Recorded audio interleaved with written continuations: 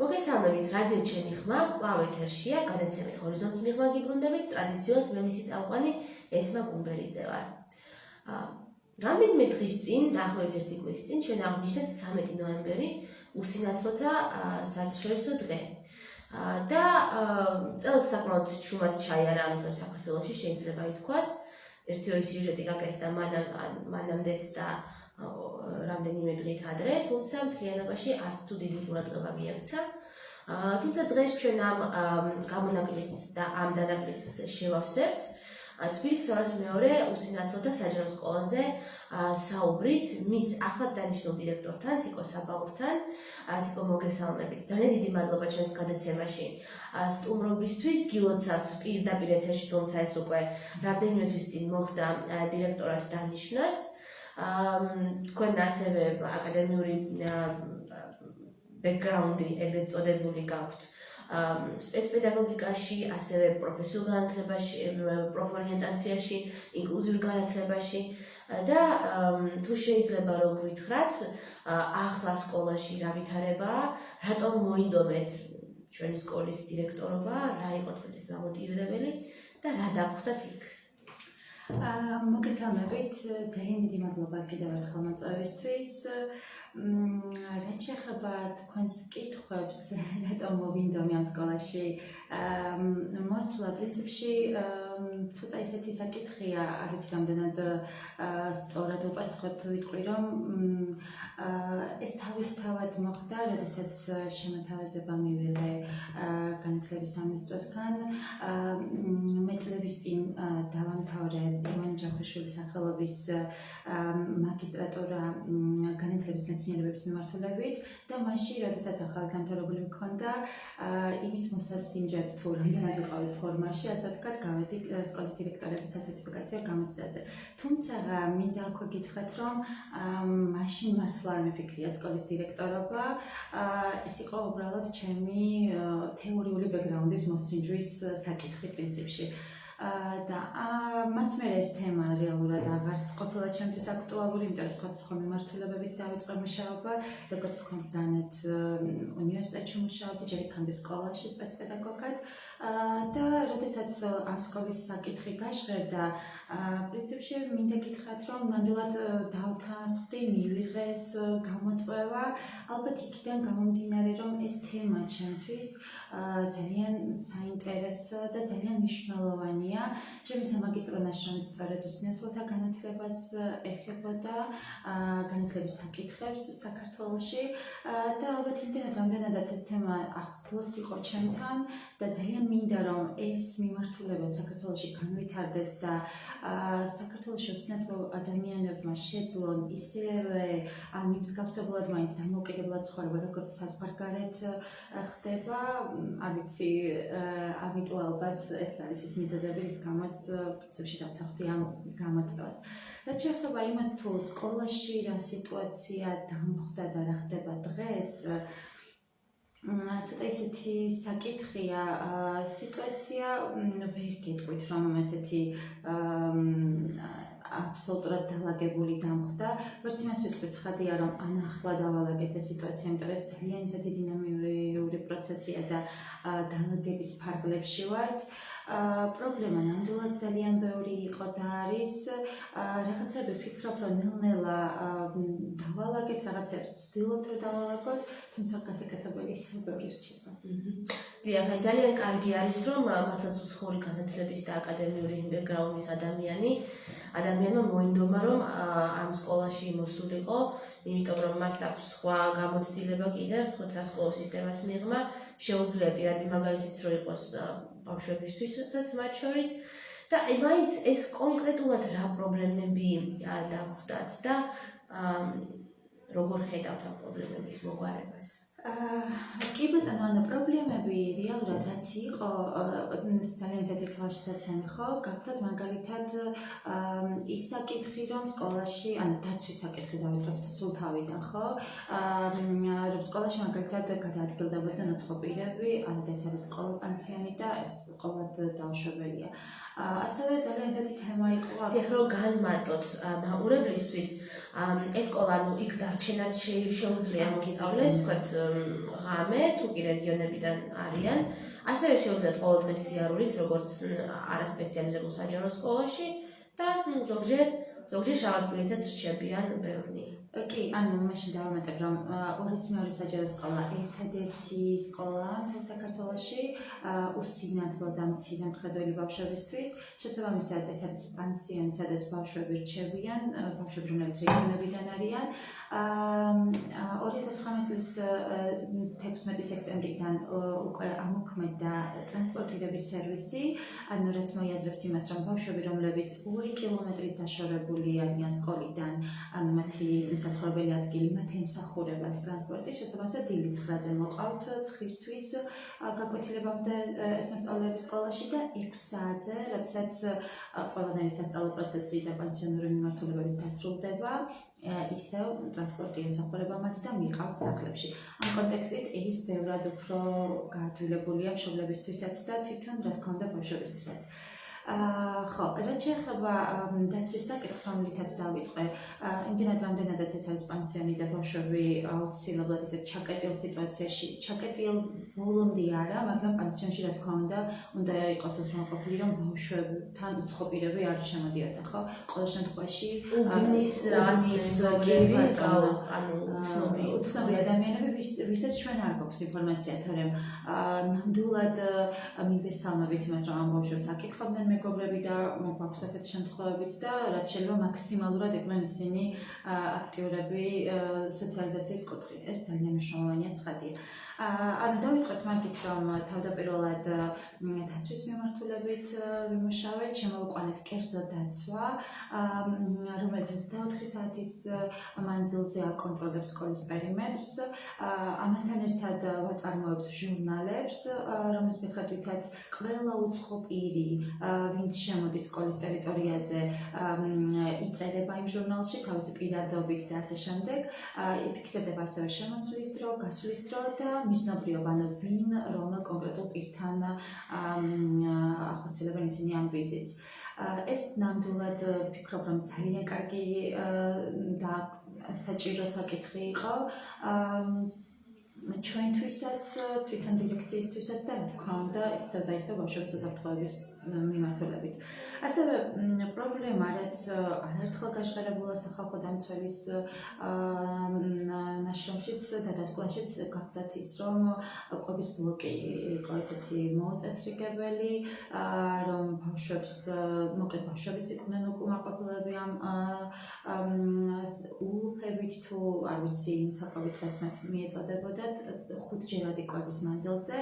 ამ მიმართულებით დავიწყე მოლაპარაკება არის ესეთი პროფესიული საზოგადოებრივი კოლეჯი იკარუსი, სადაც ერთ-ერთი მიმართულება აქვთ მზარეულის პროფესია და იქ ამას ასწავლის ცნობილი შეფოვარი მანუელი და ამ პროფესიული კოლეჯის დირექტორთან, ქალბატონ რუსიკო ჩათოლანთან ვაწარმოეთ ესეთი შეთანხმება, რომლის ფარგლებშიც ჩვენი მზარეულები, ჩვენი სკოლის მზარეულები გადამზადდებიან აი ამ შეფოვართან მანუელის კოორდინაციით, ასე ვთქვათ, და ამ მიმართულებითაც ვფიქრობ, რომ უფრო უკეთესი მენიუ გვექნება ბავშვებისთვის. თუმცა, იქამდე სანამ ეს უშუალოდ დადასტურდება განათლების სამინისტროსგან, ჩვენ უკვე მცირედი ცვლილებები შევიტანეთ მენიუში, ისიც ბავშვებთან კომუნიკაციის და ბავშვებთან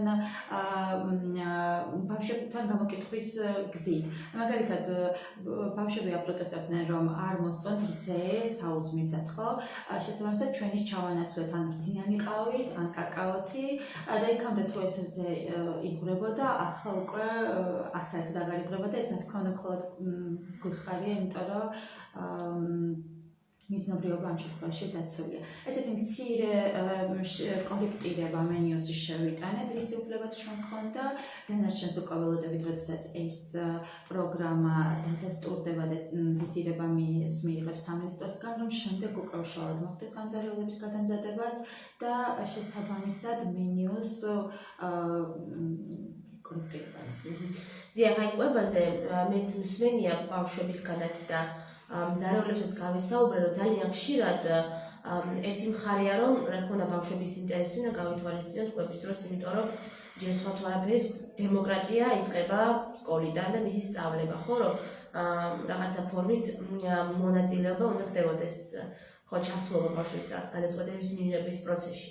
უბრალოდ მეორე მომენტი არის კიდევ, რაც მზარეულებმა მაშინ თქვეს არის ის, რომ ბავშვები ძალიან ხშირად სახლში არ არიან მიჩვეული, თქვათ, ბევრი ტიპის საკვებს, რაც შეიძლება სკოლაში მათ თქვათ შესთავაზონ.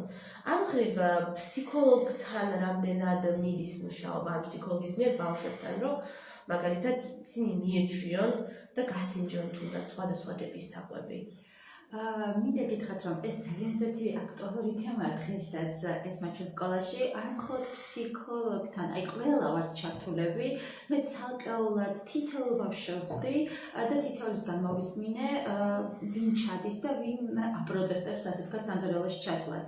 აი ეს საკითხიც ცოტა ისეთია, შემდეგ შევხვდი რამდენიმე მათგანის მშობელსაც, რამდენად მშობლებიც უჭერენ ხო ამას მხარს, იმიტომ რომ არ არის ადვილი 9-დან 6-მდე იყო სკოლაში და საერთოდ არ მიგვარცაოს მე არც ლანჩი, არც ადგილი, არც არანაირი წახდებსება, უბრალოდ შეუძლებელია. ხო, მithumetes მოზარდისთვის არის ყოველად შეუძლებელი. და ჩვენ ვცდილობთ, რომ ამ ბავშვებთან ყველა მიმართულებით ვიმუშაოთ, ვუთხრათ, რომ რაღაცეები იცვლება, იგივე მენიუ აღარ არის თქვა, რაც მაშინ არ მოგწონდათ, ზუსტად ნამდვილად ღირს და ის ბავშვებიც კი ვინც თქვა აქამდე, თუმცა ისევ მყავს რამდენიმე მასწავლე, რომლებიც ისევ არ ჩადიან, თუმცა ეს უკვე რაოდენობრივად აღარ არის ისეთი მასობრივი, კი და იმიტომ რომ ისინიც ისმენენ თქვა თავიანთი კლასელებისგან, ხო, რაღაცა დღეს ეს გემრიელი იყო, რაღაცა დღეს იცი რძიანი ყავა იყო, დღეს იცი თქვა ის ქონდათ მაგალითად რაც მათ უფრო უყვართ ვიდრე მაგალითად ჩვენთან იყო ესეთი სტაფილოსი და კომბოსტოს ჩაშუშული, რომელიც ფაქტია არც ერთ ბავშვს არ მოსწონს. აი ამ აქედან ავიღეთ ძირითადი ორიენტირი და გავაკეთეთ ფოკუსი იმაზე, რომ რაც ზოგადად არავის არ უყვარს და უმრავლესობა რასაც იწუნებს, ჩავანაცვლოთ იგივე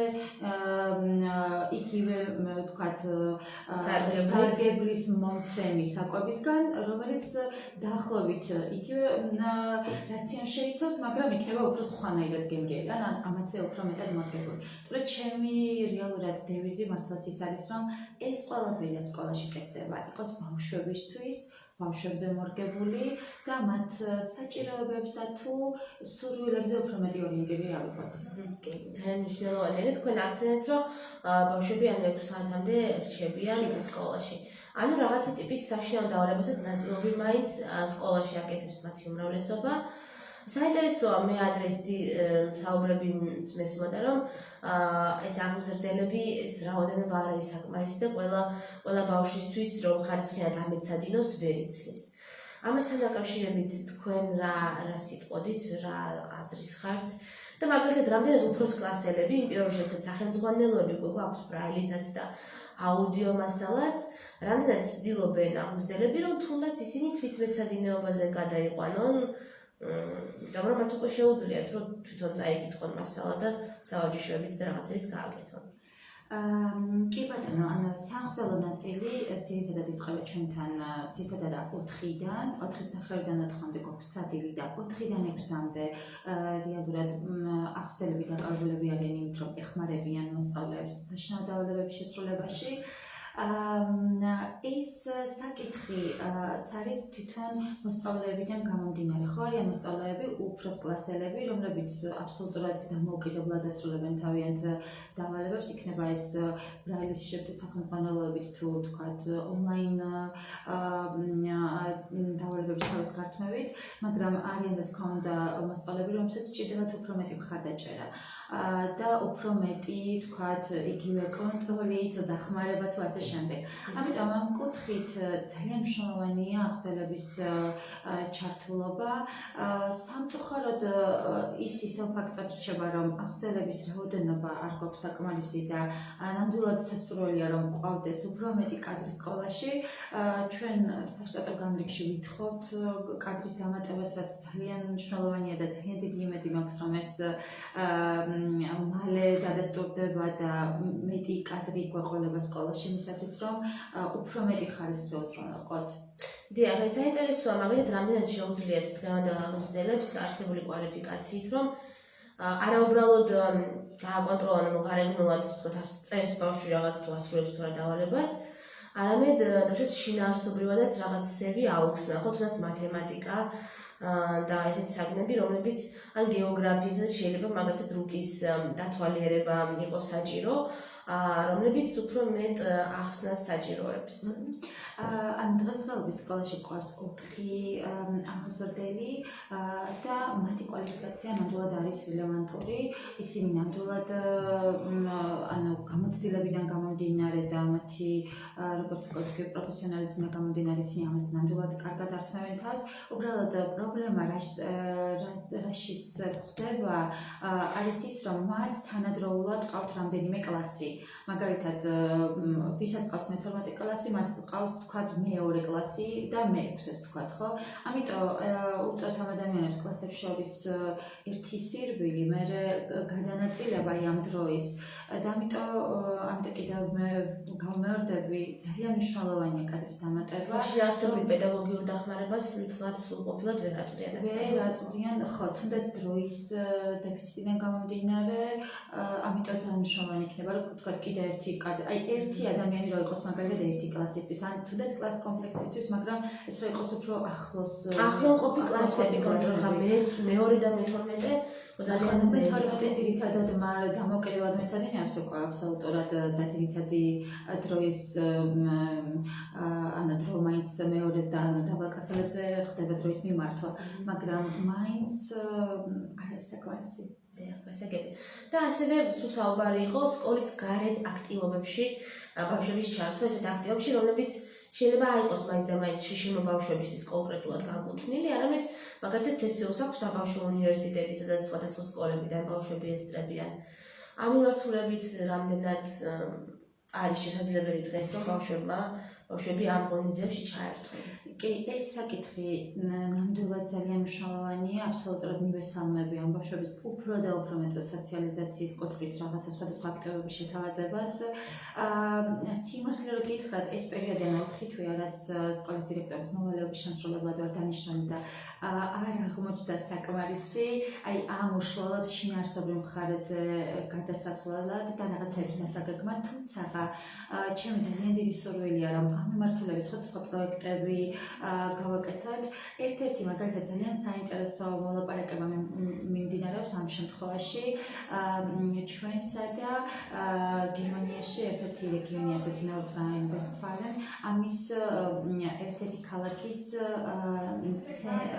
ასეთი ორგანიზაცია, რომლის დამფუძნებელი არის შეშმაპირი და მან ასეთი ფორმატი შეიმუშავა, სკოლის კურსდამთავრებულები გადაამზადა, რომლებიც მიდიან დაწყებით კლასებში, მე-3-4 კლასებში და ამ მოსწავლეებს უტარებენ ტრენინგებს, მაგალითად ბულინგის წინააღმდეგ, ან ბავშვთა უფლებების მიმართულებით.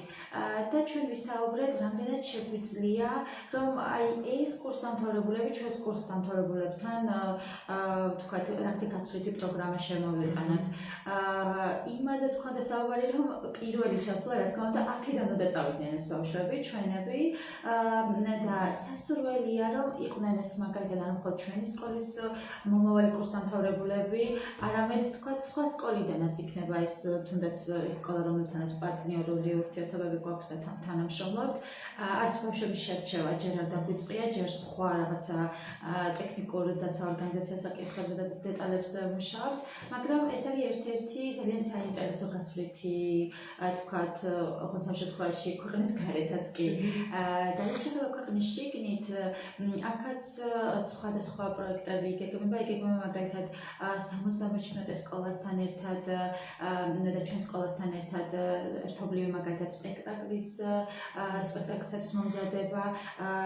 აი ამ პროგრამაში ჩართვა ხდება ასე ვთქვათ, ხო, კვირაში ერთხელ თუნდა შექმნიან ეს მასწავლებლები, კვირაში ერთხელ შეიკრიბებიან, ან 77 სკოლის მასწავლებლები მოვლენ ჩვენთან, შემდეგ კვირაში ჩვენები წავლენ იქ და ანუ ეს იქნება იქნება ასეთი კოორდინირებული ასე ვთქვათ თანამშრომლობითი მუშაობა და მე დაიწყება რაღაცა ერთობლივი სპექტაკლი, თუმცა ვფიქრობ, რომ ამ მიმართულებით ეს მაინც არ არის საკმარისი და მაინც უფრო მეტი გვჭირდება, რომ გავაკეთოთ ამ ბავშვების უფრო მეტი სოციალიზაციის. აი მეინსტრიმ პროექტებში ჩართვისთვისაც თუნდაც. სხვათა შორის, სამეცნიერო სკოლასთან, ჩვენ სკოლას თანამშრომლობის რა ვიცი, წლობითი ისტორია აქვს, იმიტომ რომ მე ჯერ კიდე ჩემი სწავლის პერიოდში მახსოვს, რომ ეს თანამშრომლობა იყო და ძალიან კარგი, იმიტომ რომ იქაც დაგროვდა გარკვეული გამოცდილება და ჩვენთანაც. და ძალიან მნიშვნელოვანი ინიციატივა არის მართლაც, რომ უფროსკლასელების გაშვება ამ შემთხვევაში გერმანიაში, იმისთვის რომ შემდეგ მათ უკვე სკოლის დამთავრების შემდეგ ბავშვებს ტრენინგები ჩაუტარონ, იმიტომ რომ ეს უფრო მეტ მიგუთნებულობის განცდას გაუჩენთ მათ და რაღაცა мотиваციას, რომ სკოლის დამთავრების შემდეგაც არ მიატოვონ და დაუბრუნდნენ თავიანთ ფესვებს, თემს ერთგვარ და რაღაც დაგროვილი ცოდნა უკვე გადასცენ ახალ მოსწავლეებს და ბავშვებს. თქვენი საუბრეთ, რომ ტერიტორია არ იყო კარგად დაცული.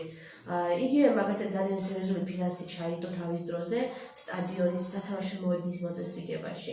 თუმცა მე სკოლასთან ახლოს ვცხოვრობ და წლების მანძილზე ვუყურებდით თუ როგორ ნელ-ნელა ფუჭდებოდა ის სათამაშო მოედანი. ახლა რამდენად მუშა მდგომარეობაშია და რა შეიძლება გაკეთდეს, რომ მათ ბავშვებმა იქ უფრო მეტად ის გამოიყენონ და თუნდაც სპორტულად განვითარდნენ. თქვენ ახლა აქილევსის ქუსლს შეეხეთ პირდაპირ სტადიონის სამწუხაროდ საერთოდ არ არის მუშა მდგომარეობაში და მიწის საფარი ზედანაწილი აბსოლუტურად გაფუჭებულია, ისე რომ იქ უბრალოდ შეუძლებელია ბავშვების შეშვება აუცილებლად ფეხს წამოკრავენ და ყოველ შემთხვევაში ანუ არანაირად არ არის უსაფრთხო. ესე რომ სკოლის უკანა მხარე მე სულ მახსოვს ყოველთვის იყო მიუწვდომელი. იქ დადიოდნენ დიდი ბიჭები სიგარეტის მოსაწევად, მცირე მხედველები და რაღაცა ჭაში საქმის გასარჩევად, მაგრამ რეალურად ხო უსამართლო ვერ მივა იქ ფიზიკურად. ნამდვილად შეიძლება, როგორც აღნიშნა, სკოლის მთლიანი პერიმეტრი უკვე დაცულია და ხდება ამის ასე ვთქვათ დაცვის სამსახურის მხრიდან. სკოლის უკანა ეს რატოაც იყო ასე არ მიუწვდომელი ბავშვებისთვის, არ ვიცი რამდენად თქვენ გახსოვთ, მაგრამ აუცილებლად გიხსოვებათ, უკანა ეზოში იყო ესეთი არ ვიცი, უმოაჯირო ჩასავარდნი ადგილები, ხო? რაც ძალიან საშიში იყო. მე მართლა შემიძლია ეს სიხარულით თქვა, რომ ისნის განგეობის მხარდაჭერით მთლიან პერიმეტრზე, სადაც ეს ჩასავარდნები იყო უკანა ეზოში, ჩვენ გავაკეთეთ მოაჯირები და ეხლა მთლიანი ეს უკანა პერიმეტრი დაცულია ამ მოაჯირებით, რომელიც უსინათლოებისთვისაც და მცირე მხედველებისთვისაც ესეთი ძალიან კაფე ყვითელი ფერით არის შეღებილი, არის საკმაოდ ისეთი მნიშვნელოვანი ორიენტირი. როგორც უკვე ვთქვი, ანუ რაც შეეხება აი ამ სტადიონს ჯერჯერობით არ არის მუშა მდგომარეობაში.